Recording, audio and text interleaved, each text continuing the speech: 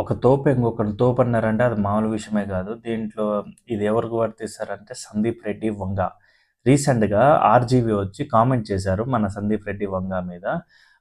నేను నీ దగ్గర ఫిల్మ్ మేకింగ్ నేర్చుకోవాలనే విధంగా ఇది ఒక అంటే ఇప్పుడు ఎగ్జాక్ట్ మాట్లాడితే 2 మూవీస్ తీశాడు. అదొక మూవీ రీమేక్ మీ అందరికి తెలిసిందే.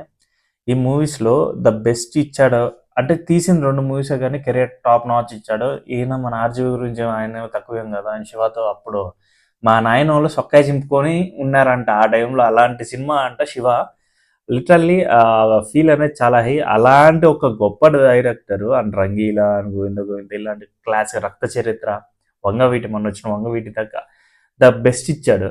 సో ఇలాంటి మూవీస్ తీసిన ఒక ఆర్జీవి గారు అండ్ సందీప్ రెడ్డి, వంగ దగ్గర నేను ఫిల్మ్ మేకింగ్ నేర్చుకోవాలి ఖచ్చితంగా అనే విధంగా చెప్పాడంటే ఒక తోపే తోపునన్నాడంటే ఇంకెంత తోపు అనేది మనం ఫీల్ అవ్వాలి. అండ్ తీసిన 2 movie 'Arjun Reddy' classic and 'animal' classic 2 classic pictures and brutal film ఈ 'యానిమల్' అనేది.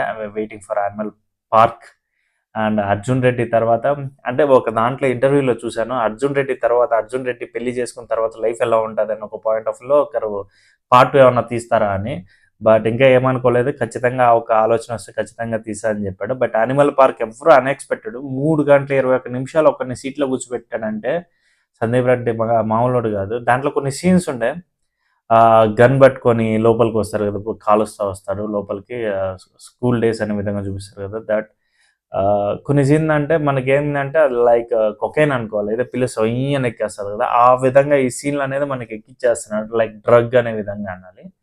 ఆహ్, ఆర్‌జీవి గారు మీరొక్కడి దగ్గర చేయాల్సిన అవసరం లేదు. మీరు పాత ఆర్‌జీవి అయితే ఒక్కసారి ఎళ్తే చాలు. ఇయన్నీ రికార్డులన్నీ బద్దలు కొట్టుకొని ఎళ్ళిపోతాయి. అండ్ తోపు తోపు అన్నాడు. ఆ తోపు మీరేమనుకున్నారో కిందైతే కామెంట్ చేయండి. అండ్ మరిన్ని వీడియోస్‌లో మళ్ళీ కలుసుకుందాం. అంతవరకైతే బాయ్ బాయ్.